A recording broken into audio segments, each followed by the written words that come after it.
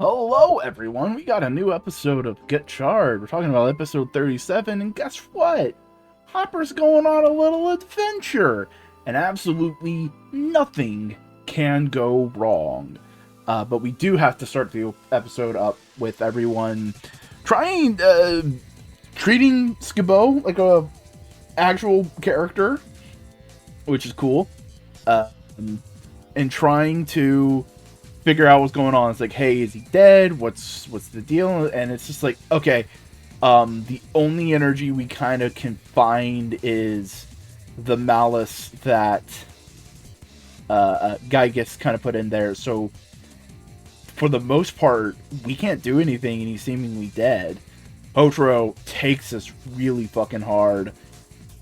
No one knows exactly what to do or say. Hopper tries to cheer him up, and it's not exactly a great situation. And that's kind of where we enter, like, three big phases of plot happening.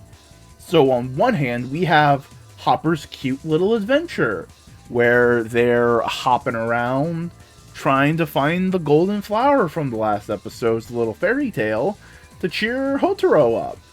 Because Hopper recognizes that Hotaro is just not in a good place and wants to help. It's fun, it's cute, it's slapstick. You can see the wires as they move Hopper. Not literally, but you can... it's the weights, that kind of thing. It's really cute.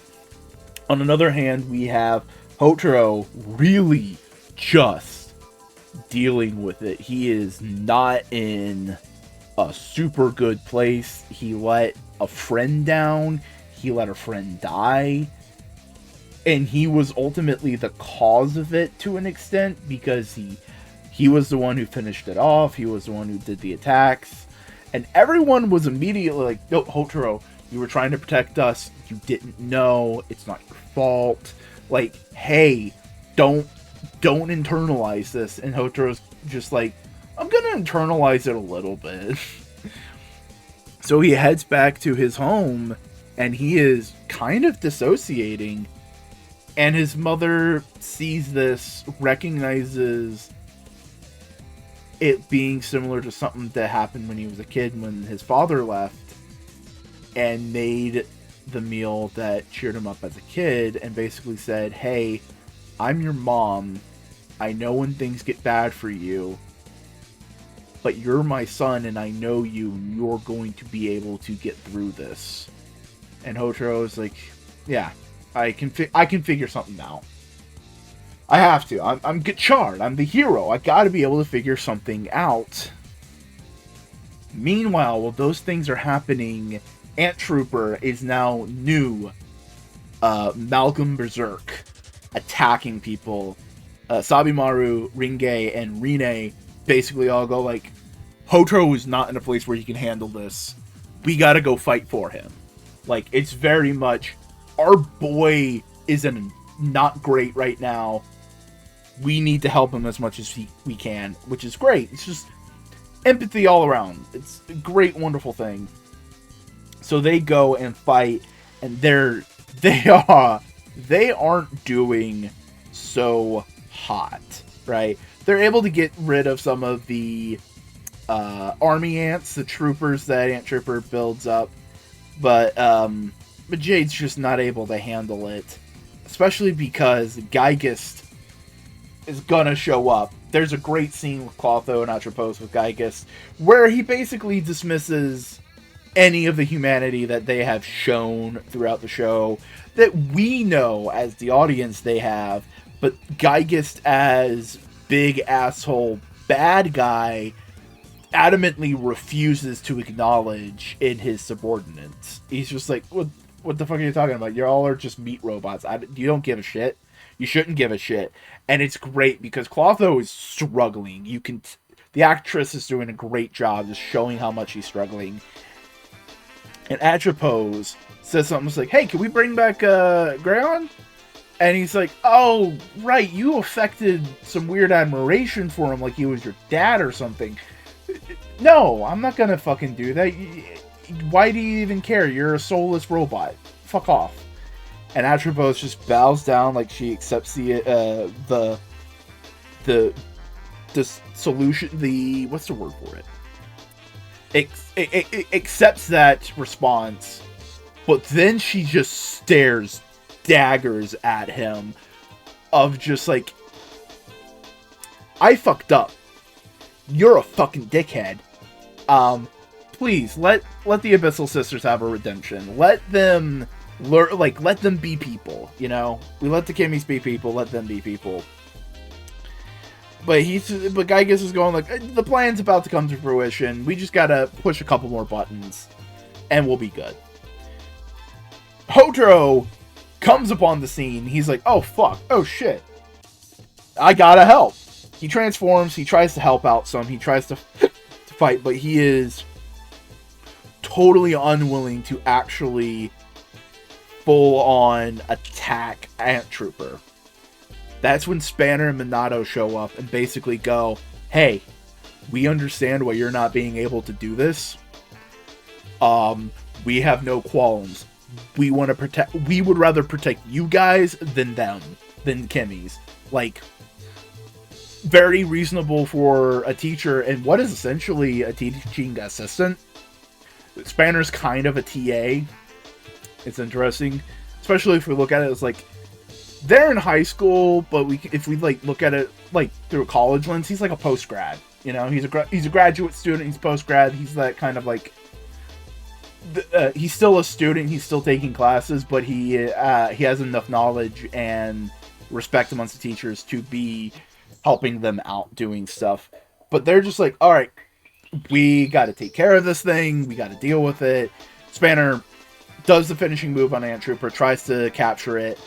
But the same thing happens. It goes stark white, and there's no life in Ant Trooper, and everyone again is kind of devastated.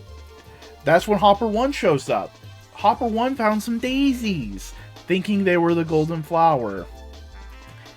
And then Gygas shows up and goes like, oh sweet! Everything's coming up Gigist, I think. I think they pronounce it Gigist. I think I was going with a hard G. I think it is Gigist. Gigist.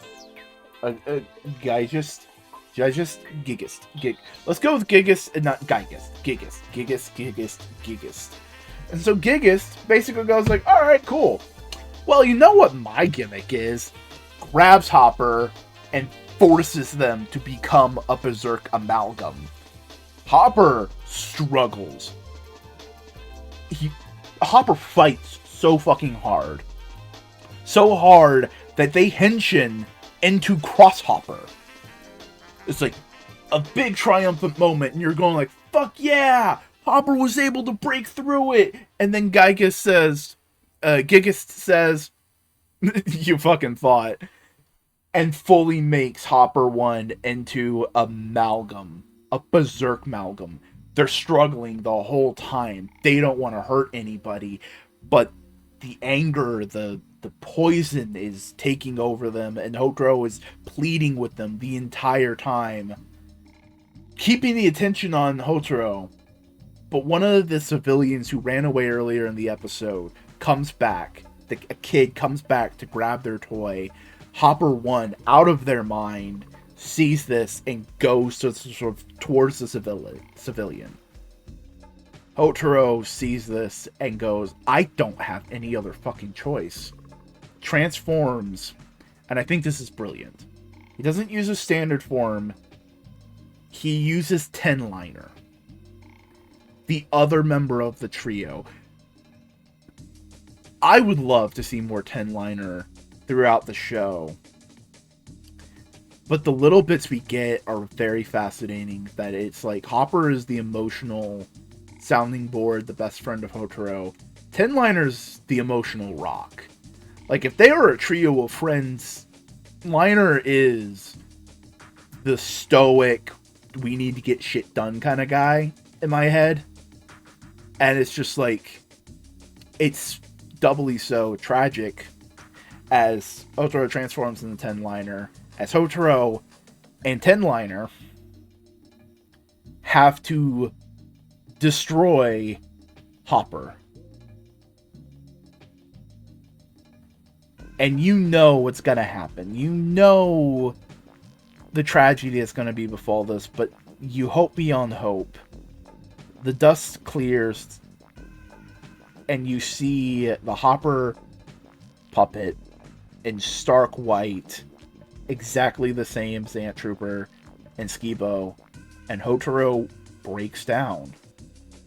And that was Gigist's plan, was to inflict such dismay and misery upon Hotaro that malice infects the Kimi that's inside of him and becomes a powerful amalgam. And it seems like that is what's going to happen.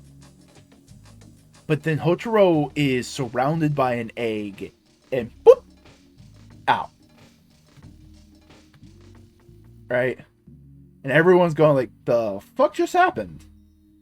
In an alley somewhere else in the city, the egg blips back into existence, and the world cries because Hotaro is not able to right now. As he is in the egg, and the egg talks to him and says, hey, it's gonna be alright. I need to talk to you. And we leave the episode on what is accidentally one of the funniest goddamn frames of the entire show of Hotaro crouched down in a very sad pose and an egg just superimposed behind him. It is sad, it is tragic, but goddamn, that's a funny image. And we were wrong. Everything can go wrong. And ultimately, this is the tragedy of empathy. This is the pain of connection. Because empathy is great. You can connect to other people, you can befriend them, you can understand them, you can come to a better understanding of them, yourselves, and the world. But caring about other people can and will break your heart. Because when they hurt, you hurt right along with them. Hopper did not want to be a raging monster, and Hotaro can feel that. It's easy to empathize with other people when things are good, when they have good news, when you want to congratulate people, when everything is on the up and up, but it takes true strength to maintain that connection when you know it will hurt. Hotaro tries to continue to be Gotchard even though he knows is hurting his friends, and it breaks him completely that he's basically killing them. Gigist fundamentally believes that this pain is inevitable, that hope, desire, connections, all these different kinds of things, they're bullshit. All anybody wants is power, and all anybody wants to inflict is pain. And while Hotaro right now is lost, he will hopefully prove him wrong, because it's not just Hotaro. Others are there to help. Rine, Sabimaru, and Ringe all try to help Hotaro. They try to hold down the fort while he is dealing with these very complex emotions. And they understand and recognize he is a hyper empathetic being, and he is going to suffer these emotional setbacks way harder than they do. But they are still feeling his pain. They're still trying to help him.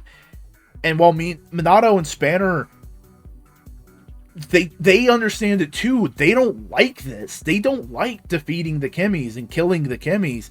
They have more experience in life. They have that ability to choke down that empathetic connection they have built up and go like, hey, push comes to shove, I'm shoving the fat guy in the trolley.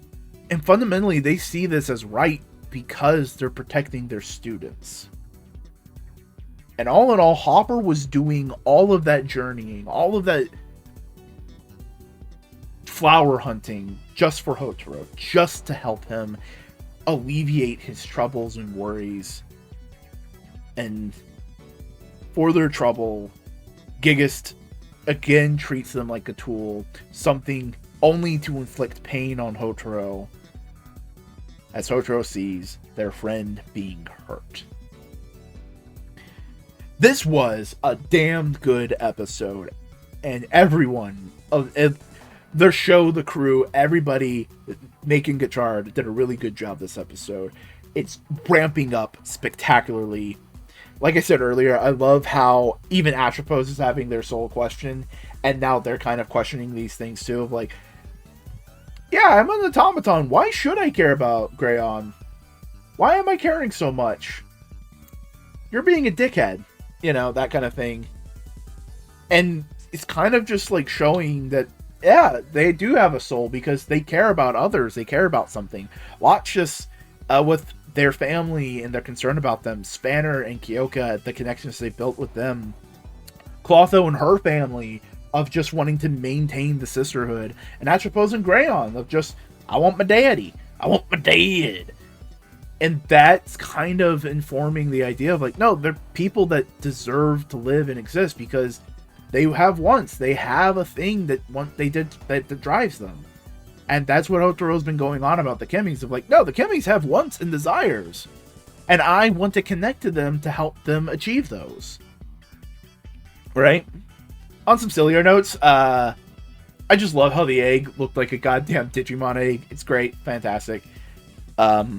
Hotaro has a great mom, just imparting a lot of empathy, and you see where Hotaro gets it now, right? And Hotaro gaining that empathetic connection to others through the loss of his dad. Like, we still don't know what happened to his dad.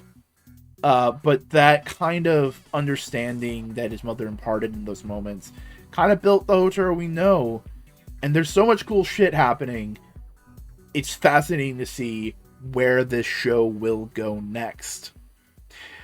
But if you want to know where you can go next, you can go follow me on social media platforms. Links below. Press the subscribe button, click the like button, do them, because you can see videos like this and many more in the future. And if you like my reviews of Gotchard, I have been doing a series on Kamen Rider Agito for as little as $1 a month. You get 4 exclusive videos over on Patreon. Plus other exclusive content like monthly podcasts, commentary tracks on old videos, early access to big scripted videos, so on and so forth. But you want to know what's not least, but I was trying to evoke least but not last but not least. We're doing the comments. We're doing the comments, everybody. Comments! First up, from just some random guy. Yeah, it is fascinating how we are having this genuine connection for what is essentially a couple of plastic props of a little plastic grasshopper and a skateboard with some shit glued onto it. But it's just fascinating. But I mean, that just shows how you can put some googly eyes on something and human beings will love it. It's also interesting that this is kind of the truly first real big failure Hotaro's had, and kind of how he's going to come and bounce back from that. It's going to be really interesting to see. Next up, from Fish Pop, bringing up the idea that laughter is human kind of also just tracks really well with the rest of the series, because we see a lot of Kemis. A lot of times they're laughing and having fun and enjoying life. And if that's what it takes to be human, to be sentient, the Kemis have it in spade, proving Hotaro's point all the more. Next up, from Permanently Paper. Yeah, Gigist really has just been like a great villain so far. But I don't think Gotchard has had really any bad guys, right? Because the sisters were really good for solid Monster of the Week. You know, they weren't big and huge and threatening, but they weren't meant to be. They were kind of meant to be minions. Greyon was good for ramping up. He really added some tension, really added some good bits. He was threatening in his own way. And now we have Gigist, great in terms of power and great in terms of theme. It just works really well. And on the idea of like even Hopper being used for a tool of destruction, here's the thing. In real life, bug fact for everybody, when there is too many grasshoppers in an area. Grasshopper may be the wrong word, but like grasshoppers, right? In an area. And they bump into each other too much. They can actually turn themselves into locusts. Because that's what a locust is. They're grasshoppers. They're not a completely different species. And in fact, scientists, biologists have been studying grasshoppers extensively to figure out what exact genetic markers there are to activate becoming a grasshopper versus becoming a locust.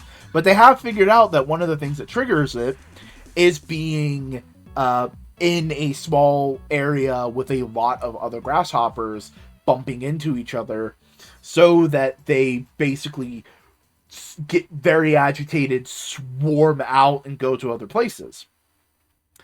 Fun grasshopper facts. And on, like, that Gigas theory, my current theory right now is that the fundamental bits of the fairy tale exist and have happened.